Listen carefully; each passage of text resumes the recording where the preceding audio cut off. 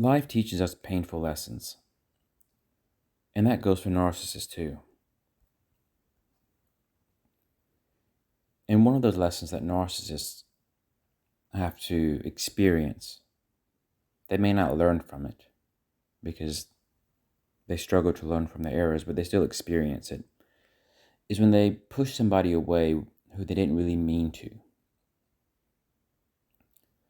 It's the one who got away where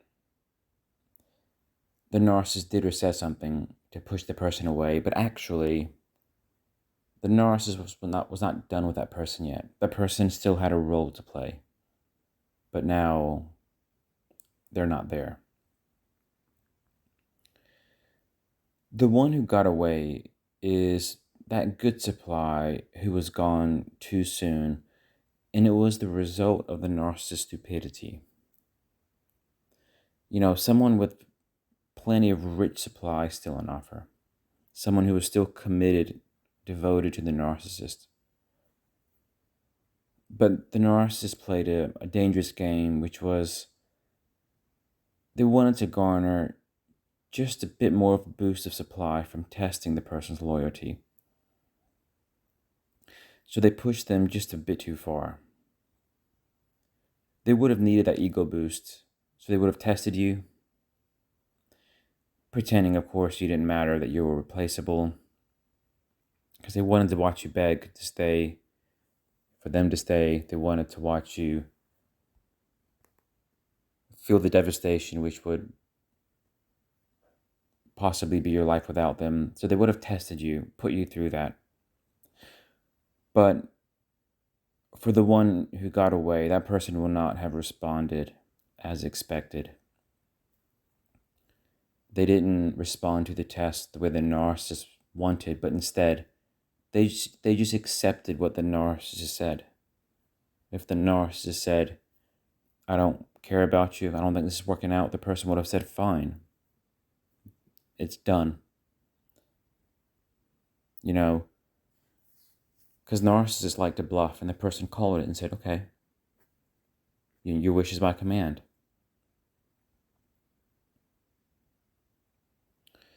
So when the person would have just picked up their bags and walked away, and they would have meant it, it's a one-way road.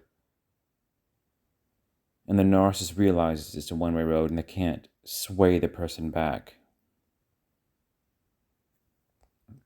They can't just press the undo key, the reset button.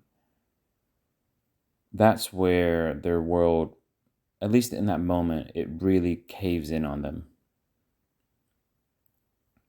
The worst thing for the narcissist is where they fall prey to their own super confidence, or it's a fake confidence, but they fall prey to which is their excessive confidence and pride.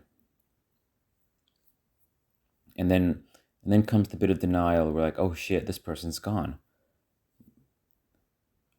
What I said or what I did actually pushed them away. And then the narcissist thinks, okay, no, they'll come back.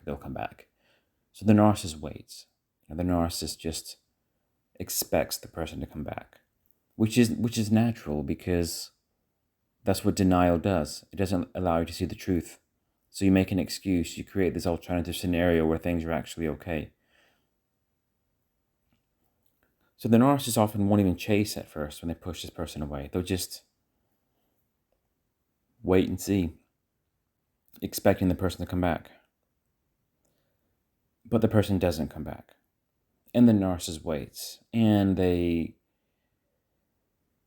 go through thought process after thought process thinking, oh shit, what did I do? And they think, oh shit, well, I can't reach out to them now because that's just going to make me look stupid and make me look like the one who's more dependent, the one who cares more and not the one who cares less. So they don't reach out and they just wait, but nothing.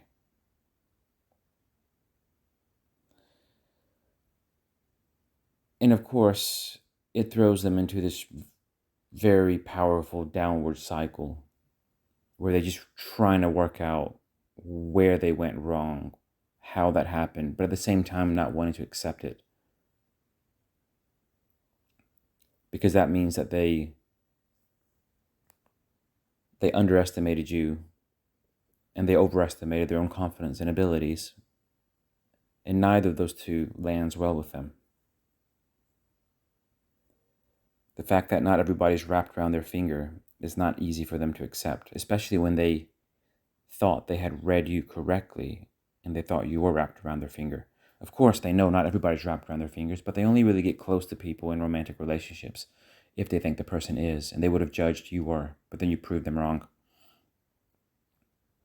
And the worst thing is, this isn't a game. Even though they were playing games with you, they were testing you, even though they were playing games with you, it's not a game. It is real life. And the narcissist doesn't call all the shots. They can't just turn off the game and restart it the next day where they want it to be. So, yeah, chances are, if you're the kind of person where the narcissist wasn't really done with you yet, but they tested you a bit too much and you walked away and you stayed away, chances are you were probably the first person who had done that to them. And you would have sent this shockwave, this just denial through them, which they take ages to recover from. And oftentimes they never really do, because they have to accept that they're not quite as important, as valuable, as desirable as they would like to think, because you kind of proved them wrong because you didn't need them. So they go down that downward spiral of just trying to understand, like, what the hell just happened? How do they make such a misjudgment? But at the same time, they don't really want to accept it. But they can't ignore it forever because it eats at them. And then over time, they resurface a slightly different person, where they try to understand their targets even better, not to make the same mistake. But you basically send them to this whole process of transformation. And for a long, long time, they stay in the hopes that you do come back, and that you did need them, that you were dependent on them, that you did see them as high value, even though they know that's not true. They do hope for that. But as far as you're concerned, you don't need to have anything to do with the narcissist transition, their thought processes. All you have to do is just realize that you dodged a bullet, and just stay away, and just be careful not to get yourself in the aim of similar bullets, because nothing good comes from it.